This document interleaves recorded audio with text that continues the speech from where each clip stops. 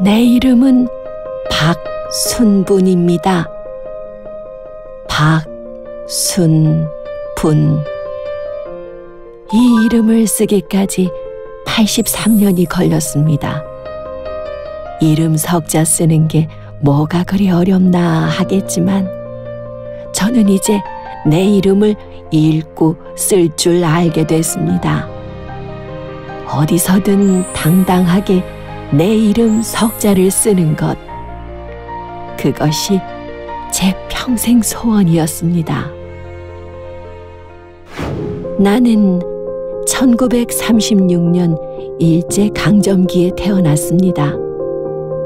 아버지는 누구보다 대쪽 같은 성품이셨고 대한민국의 독립을 누구보다 바라던 분이셨습니다. 내 나이 8살, 초등학교 입학 통지서가 나왔지만 일본 학교는 절대 보낼 수 없다는 아버지의 말씀에 저는 초등학교 문턱도 밟아보지 못했습니다.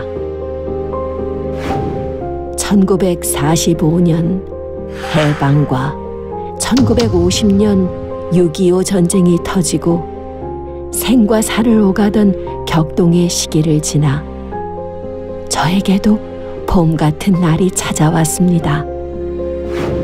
26살 꽃다운 나이에 평생의 반쪽을 찾아 결혼하게 됐습니다. 꿈도 많고 하고 싶은 일도 많았던 20대. 부부의 연을 맺으며 새로운 꿈을 키워갔습니다. 예전에는 까막눈이 많았다지만 읽고 쓰지 못하는 건 여간 불편한 게 아니었습니다. 버스를 타고 싶어도 읽질 못하니 내가 가고 싶은 곳에 쉽게 가지 못했습니다. 쓰지 못하니 어디 가서 내 이름 석자 쓰는 것도 남에게 부탁해야 했습니다. 더는 이렇게 살 수 없다 결심했지만 저에게 글을 가르쳐줄 사람은 없었습니다. 까막눈이라고 소문이라도 날까봐 주위에 도움을 청하기도 쉽지 않았습니다. 그때 제 눈에 들어온 건 놀이터에서 노는 아이들이었습니다. 초등학교에 다니는 아이들에게 한글 책을 부탁했고 남몰래 한글 공부를 시작했습니다. 기역, 니은, 디귿, 리을. 꼬마 선생님이 알려주는 대로 저는 검은 글씨를 보며 소리내 읽기 시작했습니다. 다 큰 어른이지만 꼬마 선생님께 한 글자씩 읽는 법을 배우며 한글을 깨우쳐갔습니다. 밤새 읽고 또 읽으며 저는 세상에 눈을 뜨기 시작했습니다. 이제 버스를 탈 수도 거리의 간판을 읽을 수 있게 됐습니다.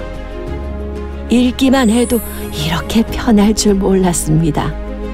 그동안 읽지 못해 하지 못했던 일들을 하나씩 해나가며 바쁘게 살았습니다. 글을 쓸 줄 알면 더 좋았겠지만 생활이 바빴기에 저는 읽는 것으로 만족했습니다. 글을 읽을 줄 알게 되니 꿈도 생겼습니다. 바로 양장, 옷을 직접 만들어 보고 싶었습니다. 하지만 양장이란 직업은 글도 쓰고 측량도 할 줄 알아야 했기에 선뜻 나설 수가 없었습니다. 그렇게 내 꿈은 마음속 깊이 자리 잡은 채 한 해 한 해 시간이 흘렀습니다. 예전엔 글만 읽어도 좋겠다는 생각이었지만 막상 살아보니 쓸 줄 모르는 것도 여간 불편한 게 아니었습니다. 어디에 가서 제 이름 석자를 써야 할 때면 저는 한없이 작아졌습니다. 이름을 쓰세요라는 안내가 나오면 저는 쥐구멍이라도 숨고 싶어졌습니다. 그러던 어느 날 반가운 소식을 들었습니다. 바로 연수 노인복지관에서 한글을 가르쳐주는 반이 있다는 겁니다. 글을 배우자 단단히 마음을 먹고 복지관에 찾아갔지만 막상 배우는 게 두렵기도 했습니다. 이 나이에 창피하기도 하고 다른 사람들 눈도 두려웠습니다. 용기를 내서 교실 문을 열고 들어가니 교실 가득 한글을 배우기 위해 온 사람들로 가득했습니다. 나 말고도 배우는 사람이 많구나. 두려운 마음은 안심되고 괜히 콧노래가 나왔습니다. 박순분. 내 이름 석자를 처음 쓰던 날, 전 잊지 못합니다.